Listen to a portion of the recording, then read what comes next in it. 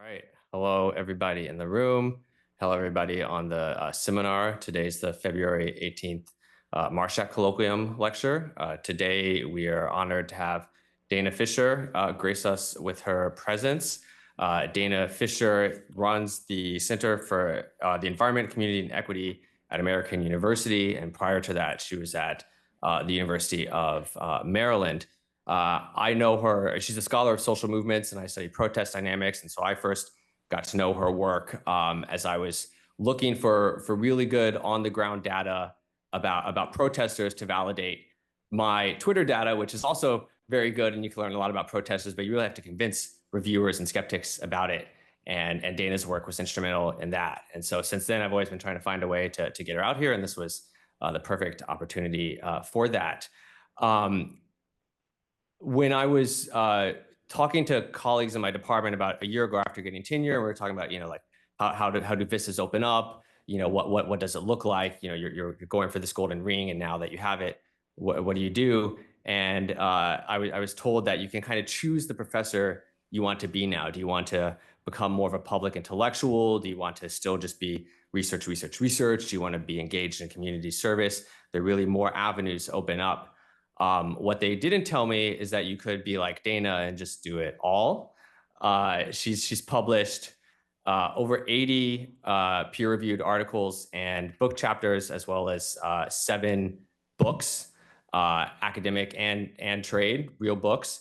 And then I was looking at her CV just before the talk, and there are dozens of other publications that I think you call minor, but dozens of other minor publications on top of almost 100 publications that we consider meaningful in academia. This is in addition to all of her appearances in print and television media. She has given a TED Talk. One of her books is being adapted into a documentary, and there's a screenplay she mentioned. I'm not sure what the status of that is. But so I think she's actually out here looking for agents, and Marshak was just the way to get here. So anyway, the point is, I should have talked to Dana a year ago before deciding what to do post tenure. Anyway, she's going to come talk to us today about new research she has about continued protest and resistance in the current environment, as well as some of her innovative methodological approaches, which is how I first found her. So let's give her a round of applause and welcome Dana Fisher. Well, that was too kind. Thank you so much, Zach. It's so great to be here at UCLA. I've actually never been on campus before. It's a beautiful campus, and it's like we're like in an urban, like beautiful space. So it's great. And we're about to have a big snowstorm in DC right now. So thank you for getting me out of that. I appreciate it. So based on Zach's suggestion when he reached out about my doing this talk, and because we are facing another Trump administration, which, I actually, having studied the first Trump administration, I did not envision that this is where we would be 8 years later, but here we are. I thought I would spend some time thinking about and revisiting the work that I did on the resistance. We'll call it Resistance 1.0, and then present some data on where we're going. So that's what I tried to do today. Hopefully it doesn't look too much like I stapled a bunch of stuff together. And if it does, I apologize. So one of the questions that's been driving a lot of my work lately is this idea of how do we save ourselves, and what role does people power play in pushing for social change. But there's a long bulk of research around thinking about polycrises and how the world responds to polycrises that we in the social sciences don't spend nearly enough time engaging with.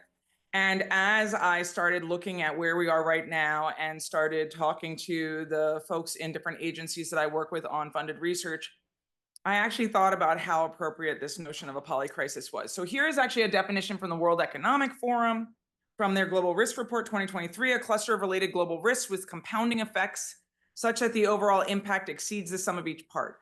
At the same time, on the bottom slide, you'll see on your right is weather data from Copernicus, the Copernicus Center, which does some of the best work on kind of modeling data, weather data, and will probably be even more important now that we don't have weather data coming from certain agencies in the United States, showing that January 2025 was the warmest January ever reported. We were 1.75 degrees Celsius above average globally. And on the other side, we have this slide that I found from the National Women's Law Center, and it says this is what fascism looks like. These are some of the terms that are being used to search right now for research grants and position descriptions right now within the federal government, with those of us who work with the federal government to identify problematic projects. And when I saw this list, I knew that being in charge of the Center for Environment, Community, and Equity was going to be problematic. And I also knew that the fact that much of my work is around climate and climate policy making could be problematic. But I actually didn't realize that doing work on, diversity, ethnicity, exclusion, we have our equity here, gender, the list goes on and on. So I realized that, there's polarization is a word that is no longer, an acceptable one to write about. Intersectionality, which is some of the work I've done. So anyway, I realized that I think I've got about 10 of these terms and titles of papers that I've published. So here we are. So thinking about where we are in the moment made me try to bring together my two most recent books. So American Resistance was a book I wrote about Trump 1.0, and we'll call it Resistance 1.0. And that was based on data I collected from people who were resisting in the streets, and I tracked how resistance in the street turned into resistance at the ballot box in the midterm elections in 2018. And then this is my more recent book, Saving Ourselves from Climate Shocks to Climate Action, that specifically talks about how people power is necessary to push back against privileged access to resources and power that fossil fuel interests and others have, that is blocking the systemic changes that are needed to address the climate crisis. So the question that I'm trying to think through right now in my work is, what can we expect from civil society as the world warms and democracy struggles to survive? And while I am very, very acutely aware of what's going on here in the United States is not the only country that is facing this kind of a pushback. So, so that's kind of the question that's driving my work. But since I was asked to think about kind of the quantitative methods that can be used to answer these questions, I thought I would give you we'll do like a walk through Dana's methods around protests and how they've evolved over the years. I mean, I started out actually in graduate school when I was doing work on the Kyoto Protocol. I had this plan to look at protests, because there used to be always this very formalized process that would happen at the climate negotiations. And I actually was there with a friend of mine from college who was doing her PhD at Berkeley, and who is now a professor at UCSB. And I was like, hey, you know what? Let's go try surveying the protesters. There are going to be people out there. This was at the Hague, the climate negotiations in 2000, COP6, which was where the Kyoto Protocol was going to be finalized. And I wanted to get a sense of who was in the streets versus who was inside the conference hall. So we went out and we tried out this methodology. And ever since then, I've been surveying protesters. And I keep saying, I've been saying now a bunch, well, I kind of thought I was done surveying protesters, because you hit a certain age and you're like, somebody else can go out and survey the protesters. But alas, apparently, at least for the moment, that is going to be my task. So what we started doing is coming up with a methodology for collecting a random sample in a crowd. And historically, people used to do this thing where they would hand out paper surveys, and then they would hand out a survey and it would have money in it. And then the idea was that people would mail it back because they felt guilty because they took the money. You get a pretty terrible response rate that way. So we started out trying to collect a random sample in a crowd using researchers. And so this is an image from, this is one of the famous images from the first Women's March in 2017. Notice the pink hats, right? Notice nobody's marching anywhere, because the Women's March was designed not to march. People who organized it didn't even realize how to make it so it could march. So they didn't go anywhere, they stood there, which was great for sampling, right? And so basically what we do is I have teams of 2, and we go out into the crowd and we actually survey every 5th person. So I have, this used to be animated so you could see walking through the crowd, but now you see every 5th person, we go, 1, 2, 3, 4, 5, and we ask this person to take the survey. They say yes or no, and then we go again, 1, 2, 3, 4, 5, and we get to that person. So basically, I have teams throughout the whole staging area, or in this case, the marching area, because nobody marched, and we collect these kind of random samples from throughout the crowd. Okay. And the method allows researchers to select respondents randomly. It also is a great pedagogical tool for helping students understand how we actually get these kinds of data. And students really like it. I'll tell you that during the last Trump administration, they liked it up until like the third protest. And then they're like, we got it. Do we really have to go out and collect data again? But, you know, thankfully I got a new group of students today. So, because I think I'm going to need a lot of help. So sampling through staging areas. So normally when there's a big protest, so this is Women's March 2017 over here. You'll notice that like they basically had people line up where they were supposed to march, which basically meant that we had a bunch of activists or people in the streets came up to me because I was carrying a clipboard around because we had a paper survey saying, how are we going to march? And I was like, we can't march because, you know, I mean, I am not an organizer here, but we're going to end up with a stampede because you need a staging area, which is normally where you have people line up and then you have a plan for how to march out of it. So they didn't have that in 2017. By the time we hit the People's Climate March in 2017 in April, they did have a plan. And they actually tried this innovation where they stratified the crowd. And they said, like, you can't tell from these bands, but the different bands represent different interests that might pull you out to go stand in a protest, right? So one of them is like frontline communities. They were in the front, right? One of them was like scientists. And so the idea would be like, if I'm a scientist, I'm going there and I want to find people like me, I go to the turquoise band and I go line up there. I can tell you, I've had my students, I had some grad students who were excited about this stratification of a crowd to see if we could like actually find differences statistically in where people line up. There are no statistically significant differences. But I mean, but the organizers love this stuff, right?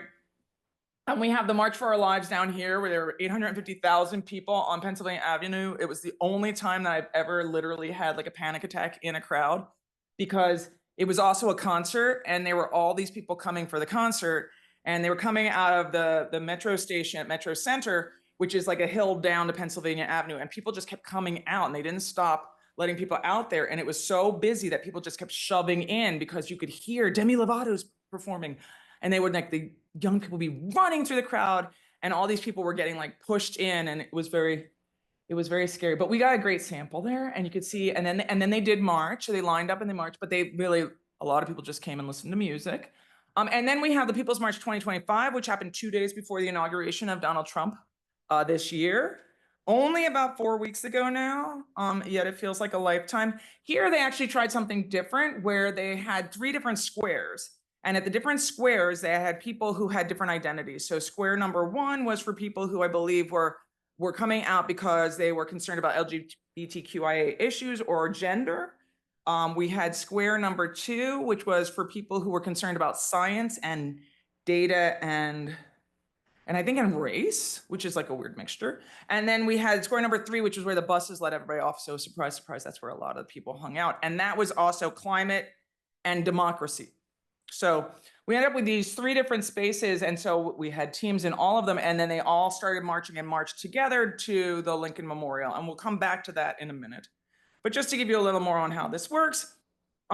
So I historically used to use a paper survey, as many of us in this area did. And so the paper instrument we had on clipboards, you know, with pens, always use a ballpoint pen, never an ink pen because it smears and you can lose the data if it rains. We had an innovation of starting to use tablets to collect data. And I'm a little embarrassed about the fact that the reason that I've switched to tablets is I surveyed like a pollster at the Women's March 2017. And they're like, why are you not using tablets? You know, Qualtrics has this great app. You can collect data and your data go online like that. And it's clean and it's easy to analyze. And I would never go back. However, here is a picture from Science, the March for Science 2017. There's a new science march coming, March 7th, by the way, FYI. It's going to be here in LA too. You'll see that it is raining. You will see an umbrella there. And you will see this. Actually, this isn't even one of the older people in the crowd. But what we ended up seeing is these were my tablets, beautiful new pink tablets, right? We got them in Pussy Hat Pink because we figured that was nice thematically. And also, who wants to steal that? But what you see is that the people would hold the tablets up into the rain while the rain came down the front while they were taking the survey, which basically meant they were holding up like the port where the rain would go in. And eventually the tablets started, you know, freezing because they were getting soaking wet. I did learn that rice does work if you ever have this problem with your phone or a tablet. But that is the one challenge with collecting the data with tablets. So anyway, we shifted nonetheless to tablet data collection. And actually during COVID, we started using QR codes. And we are actually starting to put together a data set looking at QR codes versus tablet data to think about that methodologically, because there is some real, I mean, interestingly enough, when you look at people being willing in a crowd to take a survey, you get a lot more yeses for a QR code, where you basically just have like, we wear a little name tag thing, like from a national conference, and you put your ID in there because it makes people feel like you're legit. And then we just have like a printout of a QR code for people to shoot on their phones. That means, back in the day, we weren't allowed to let anybody touch anything when we were collecting data during COVID, so people could shoot it. Now, a lot of people who tend to be older are not as comfortable taking surveys using QR codes, one. Two is that people say yes to make you go away. It's a secret that they don't tell you about survey research out in a crowd, right? So be like, okay, now when I give somebody my tablet, I stand there because they can't keep my tablet, which means that I can remind them that they have to finish the survey. But when they're on their phone, I stand there, and at a certain point, they're like, yeah, and they just want me to go away. So it's an interesting thing because methodologically, there are different bonuses there. So we're going to do some analysis on that. We're still working on collecting. We want to collect a little more data on that. But so some of the stuff that I've done with these data is I've been looking at persistence. And actually, I'm bringing in some data that we just collected at the People's March here, just so you can see how this works now versus how it worked back in Resistance 1.0. And this paper was just basically looking at repeat participants, right? The people who come out in the crowd again and again and again. And we looked at what was explaining the people who are out. And back in Resistance 1.0, I'll give you, the takeaway from that paper we wrote is that the people who were motivated specifically by issues having to do with women's rights and reproductive rights were the ones who were coming out again and again. This time around, what was interesting at the People's March in 2025, now we're 8 years later, right? Is that I actually thought that we would see a lot more people who had been at, the first Women's March or these other big events, including the encampments, right? That happened last spring. And the answer is no, we don't. I mean, we saw there were a lot of pussy hats in the crowd, but there was not a lot of people who had been there. I mean, there was like a quarter or maybe almost a third, right? So, and 24% of the people in the streets said that it was the first time they'd ever been out to a protest before. So they were new people, which I thought was really kind of interesting. So we're entering into this new wave. And, a couple of other things that we've done with these data is, for the first Women's March, the reason I studied the first Women's March, and it's actually kind of funny thinking about this now, given what we're going through with Trump 2.0, I was actually in the middle of this project with the MacArthur Foundation studying clean energy transitions in swing states. And that was very depressing because what the idea was originally funded to be that I was going to be studying before and after the Clinton administration came into office. And the Clinton administration was going to do all these great things for climate. And instead, what we watched was this dismantling of the federal level climate policies, right? So that was very depressing. And I had studied protests over, many, many years. And so I had two of my colleagues, Dawn Dow and Rayshawn Ray. Dawn studies gender and motherhood, and Rayshawn was like the head of the Critical Race Initiative back when nobody knew what critical race was. And they said to me, they're like, there's going to be this Women's March, and we think it's going to be big, and we want to study it. What do you think? Let's work together, and we'll go study the protests. And I said, that's a great idea. So we basically took the survey instrument that we had developed that I've been using for years. I'm like, let's start here because I have IRB approval, which is important, and then we can play around with the survey a little bit. So Rayshawn looks at me, and he'd never studied protests before. And he said, why aren't we asking why people are here in the crowd? And I was like, well, because nobody in this research ever asks that question. The expectation is you come to a Women's March, you care about women's issues. You go to a climate march, you care about climate change. You go to a Black Lives Matter march, you're there for Black lives, that's why. And he's like, I think we should ask that, because he thought that there was going to be all these people from the BLM, who were going to come out. And Dawn thought there were going to be all these people who were there for reproductive rights. And I thought there would be a lot of climate people there. And I didn't know who was going to be there. I was like, it's a fabulous idea. And I am so happy we did this, because we had this little box on our paper survey where people got to write in. And people wrote in 3.5 responses per person. And those data were extremely difficult we had to enter them and code them, et cetera. And we ended up, when we moved to the paper tablet, switching to this checkbox here. So these are the check boxes that we ended up with back in Trump 1.0. And then as we move forward, we've added on to this. So for example, the war in Gaza is now on the list. I had taken Trump off the list when Trump was no longer president because people were not protesting Trump. I had to put it back on.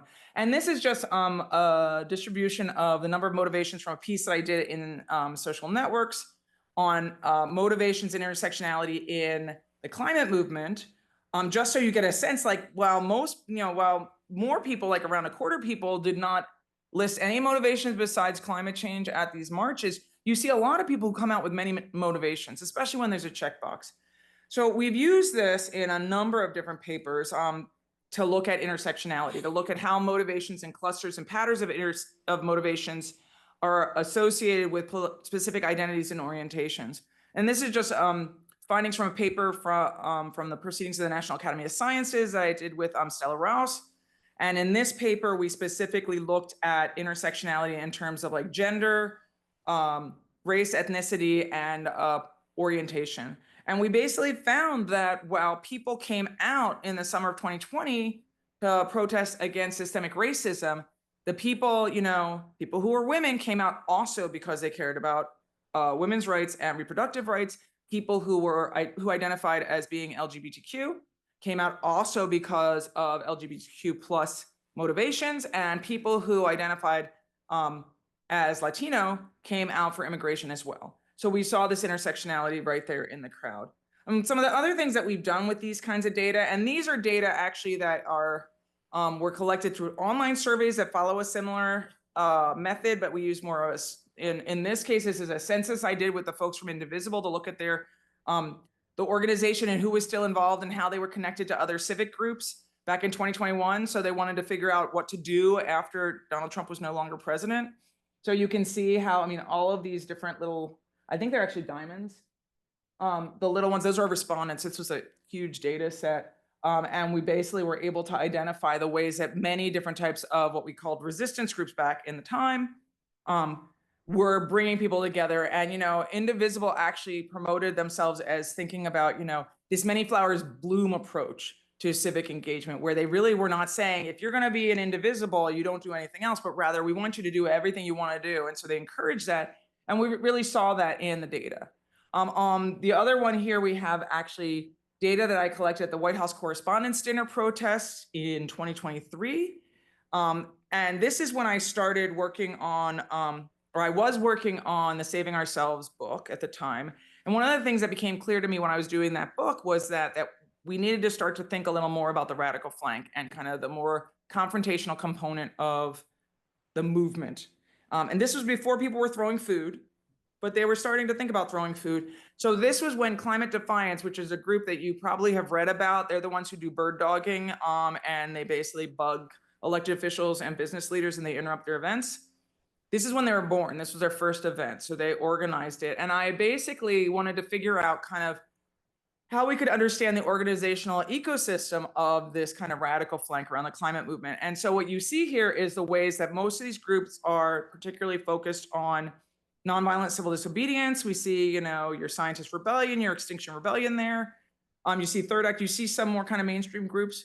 But one of the things that was very interesting in this piece, and I wrote about it for Brookings, is that we can see specifically groups that have been involved in this kind of what I call shocking, which is these micro actions that are using nonviolent civil disobedience, like throw food, smear paint, etc. Some of those groups have been targeted by the state specifically to repress them and stop them by imprisoning people for doing things like smearing paint, like water soluble paint even. And one of the things that I was looking at was what happens and, how do we understand this ecosystem and how does it help us understand how repression might affect the movement? And what we see here is like the folks who actually did this is Climate Defiance, but Declare Emergency was a pretty big node here. And it's a small group that was mostly based out of DC. And you probably saw Joanna and Tim, who went into the National Gallery of Art and smeared water-soluble red paint and black paint on the coating of the Degas Little Dancer statue, right? And then they sat there and they recited a script and then they got arrested. So the two of them, Joanna served jail time. She's out of jail now. Tim is waiting for his sentencing because he pled that he was not guilty and and he actually annoyed the judge as well, but we can talk about that if anybody's interested later. Declare Emergency was actually held financially responsible and basically went out of business because they didn't have the money to cover it. And one of the things I think is very interesting here is if you look at this ecosystem, it's the ways that if you get rid of one of these nodes, these folks are connected to so many different groups that it won't stop the movement. It just kind of shifts who's involved and which organizations are playing more central roles. And we're continuing to do this kind of work, but I thought that was a really interesting way of thinking about the role that repression will play. So that brings us to 2025. So welcome to 2025. Here we are. Within 2 days of the election of Donald Trump, I had all of these journalists reaching out to me because I wrote American Resistance saying, can you explain why the resistance is dead? And I was like, it's 2 days. Do you remember 2017? Do you remember 2016? Nobody was doing anything in 2016. I mean, Indivisible wrote a Google Doc. That was like all that was happening at that point. But everybody wanted to write that story about how the resistance was dead. And so there was this People's March. People's March marched in over 200 locations across the United States 2 days before the inauguration. In DC, you saw the staging areas. You saw kind of how everybody lined up. But in DC, we had, if you believe the BBC, 5,000 people. Okay, so and this is the place where MLK gave his "I Have a Dream" speech, right? This is right. I'm standing on the steps of the Lincoln Memorial, and there are people all the way back to the end of the reflecting pool on both sides. That's at least 100,000 people. But the DC police released estimates of the crowd before the crowd even started marching, saying it was less than 25,000 people. And a number of journalists decided then to publish pieces that had these crazy crowd estimates. So we saw people in the crowd. This is my research team. We went out. We had clipboards and we had our tablets to collect data. And then we collected data. And so now I'm going to give you a little kind of insights into the kind of work we're doing now based on what we found in those data. Like the Women's March 2017, the People's March 2025 was predominantly female, was predominantly white. It was a very white crowd, and was extremely highly educated. And 93% of them reported voting for Harris, right? So these were Democrats. And I actually had added that question back in 2017. I was happy I did because President Trump had made this whole big issue on Twitter about how if these women cared so much, they should have voted. And as you can see, like our data showed they did vote, they just didn't vote for him. So again, we saw the people in the streets, they did vote, they just did not vote for Donald Trump. We saw pussy hats. You see a lot of the pink hats in the crowd, but then there were some women who decided that they wanted to knit new ones with red, white, and blue because resistance was democratic. So they let me take their picture. And then you see the motivations here. And this is just to give you a sense of kind of how the motivation shifted or didn't shift so much in the crowd. Remember, the Women's March 2017 was the last time we used a paper survey. When there's a paper survey, people respond with less motivations. Even though they responded with a lot of motivations, you're just not going to get the same responses when you can just check off boxes. People checked off lots and lots of boxes at the People's March. They also did the Women's March 2018, which was actually at the Lincoln Memorial, the same location, not nearly as full. And that one had over 75,000 people. So BBC is wrong. So one of the other things I started asking because of the confrontational activism that we had seen in the climate movement is I was curious about perceptions of the radical flank. There was lots and lots of people getting apoplectic about people who are smearing paint and throwing soup on protective coatings of art. So I was kind of curious, and I started asking this question in the streets in fall 2023, right before the UN General Assembly at the March to Stop Fossil Fuels. That's what that FF stands for. So I thought I would ask the people in the crowd. I was like, I'll ask them what they think about organizations that are doing nonviolent civil disobedience, because I thought what I would get is a diversity of responses and we could start to look at patterns for who's supporting these groups and who's not. But as you'll see here, like nobody is disagreeing with these groups. So within the left, among even the People's March, which is like less than 20% of the people in the crowd reported engaging in civil disobedience. So these are like peaceful, folks in pink hats. They even, except for like very few of them, support these organizations doing this type of activism, even if they're not involved in them. So one of the other things that I started doing right before the election is I had been working with one of my students, and we wanted to think about, and we started doing this before the election. We were curious about how perspectives on different tactics might vary between the general public and climate activists. So we decided we were going to field this survey, and we're going to do a survey of climate activists to get a sense of where does the line go where you call something radical versus not.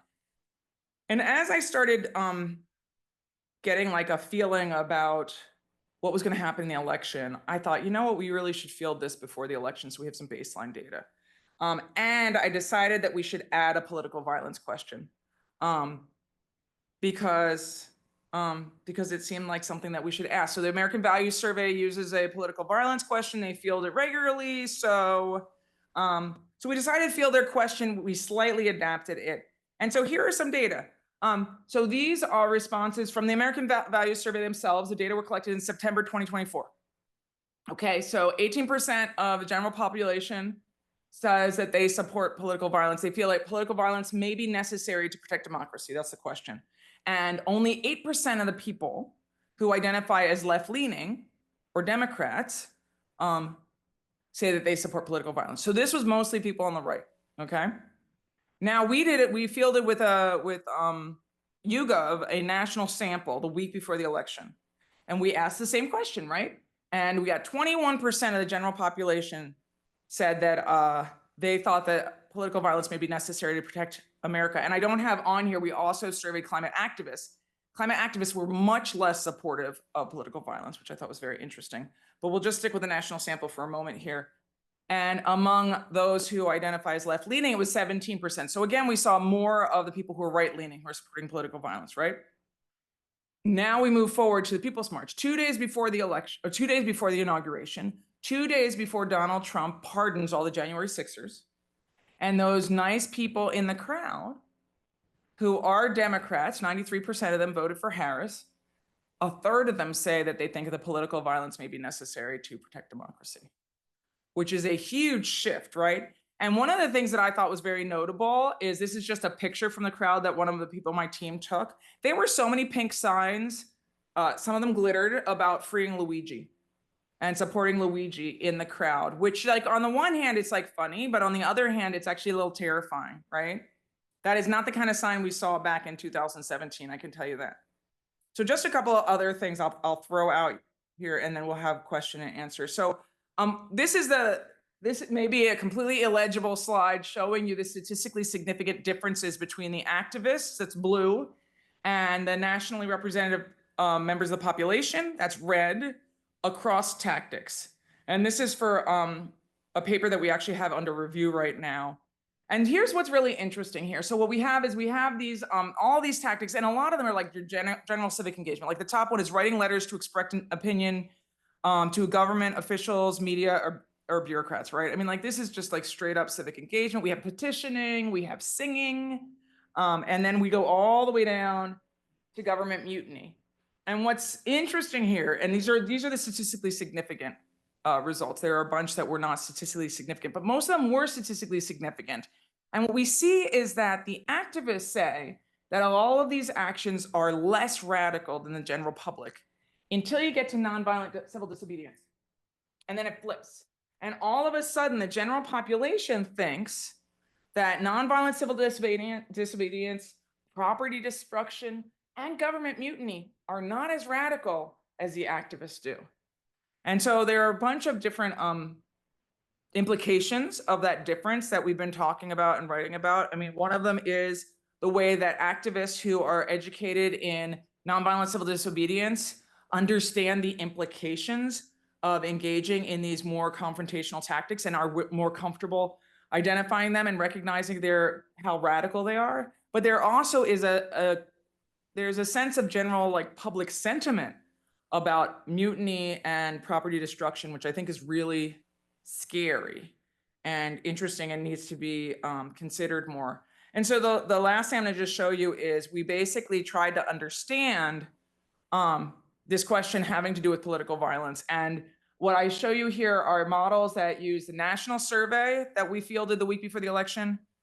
And we fielded it with climate activists at the same time. And then we have the People's March. And what you'll see here is that the national survey shows that younger people, more male people, less educated people, and less left-leaning people who have participated in protests are statistically significantly more likely to support political violence, okay? So they're almost like Luigi.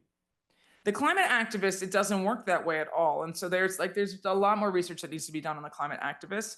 They do tend to be younger, but besides that, there's not much there. But when we get to the People's March, so this is what, so we're talking beginning of November, and now we're in January, right before the inauguration. We see that younger people who are less educated and the more left-leaning they identify on a 5-point scale are the ones who are most likely to support political violence, which is, you know, interesting. And also, as I said before, scary. So with the People's March data, we have a lot more data because anybody who's ever tried to work with YouGov knows that it's ridiculously expensive. So they keep being like, you want another question? That'll be a couple $1,000s for everyone. And well, I'm federally funded, which means apparently I have very little money anymore. So this is just looking at the People's March data. So we can dig in a little more into what's explaining this support for political violence. And we include here some of the variables that were statistically significant in terms of correlations. So that was, we found people who said that they were motivated by labor, and those who reported participating in protests against the war in Gaza were correlated with supporting political violence. But when we put them all in the model, we end up with this people who are younger, less educated, LGBTQ, and left-leaning are the ones who are most likely to support political violence. So I think that there's a lot more work that needs to be done here, but what this helps us to think through is this question about what Resistance 2.0 is going to look like, because contrary to what the journalists, including the woman from the BBC who interviewed me and then said that the resistance was dead, claim, the resistance is alive and well. And in fact, we've been seeing thousands of people in the street repeatedly. In DC, we have thousands of people in the street every day. In fact, this was yesterday's protest in DC where there were over 5,000 people in the streets. And while I realize that's not the same as the first Women's March, the idea that we have this sustained level of engagement, and I saw images from Irvine, I saw images from Annapolis, I saw images from like South Bend. I mean, there are thousands of people in the street across the country protesting right now. So this was yesterday in DC. These are just all DC pictures.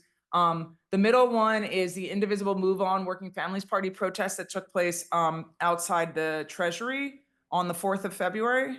Notice the upside down flag. And then we have the 50-51 protest on the 5th of February, which was like one day apart, right? And we see turnout over and over again. But the resistance is back, but Resistance 2.0 is not likely to be as peaceful nor as electorally focused as before. As much as a lot of people are talking about how we should just wait till 2026 and everything can be okay again, I can tell you the feelings in the crowd and the feelings from people I know who have lost their jobs in the federal government is that they are absolutely not willing to wait. And we see the people who are turning out in the crowds growing, which is an indication of a growing dissatisfaction with what's going on with our federal government. The left is working together in collaboration, but one of the things that's interesting about these multiple protests we're seeing simultaneously is we actually even are seeing multiple events organized by different groups around the corner from one another in DC right now. So the coalition is more fragile than it was back in 2017. And I'm not sure what that means, because they're gonna have to start to work together more, because I think that's really necessary to push back. And then finally, there's a question about how a disruption and violence are gonna fit in. Now, I was before the inauguration, I gave a lot of talks about how what we should expect is that there's going to be repression. I mean, in the summer of 2020 in Washington, D.C., we had tanks in the streets, and everybody I talked to was like, "Oh, there'll be tanks in the streets by March." I still think we will probably have tanks in the streets by March, but what I didn't expect was that there was going to be a change in sentiment for people on the left who are engaging in resistance about the role that violence may need to play.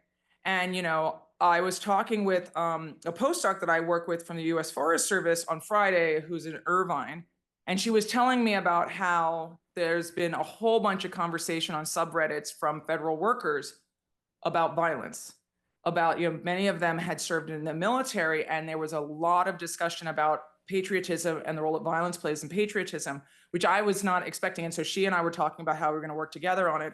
Unfortunately, she was fired illegally over the weekend, so she is no longer working with me as a postdoc at the US Forest Service, but I'm hoping we will figure out a way to continue working together. But, she is one of thousands of people who've lost their jobs across the country. And unfortunately, based on what I'm hearing, there are lots more that are still to come because we are only in stage 2 of a 3-part plan to dismantle the federal government. With all those people who are thinking that political violence may be necessary, losing jobs, losing livelihoods, losing access to healthcare, to childcare, to ability to support family members. I think that we should expect that the support for political violence is probably going to go up, and that is a dangerous place for us to be in our democracy. So with that chilling comment, I'm going to say thank you. I'm happy to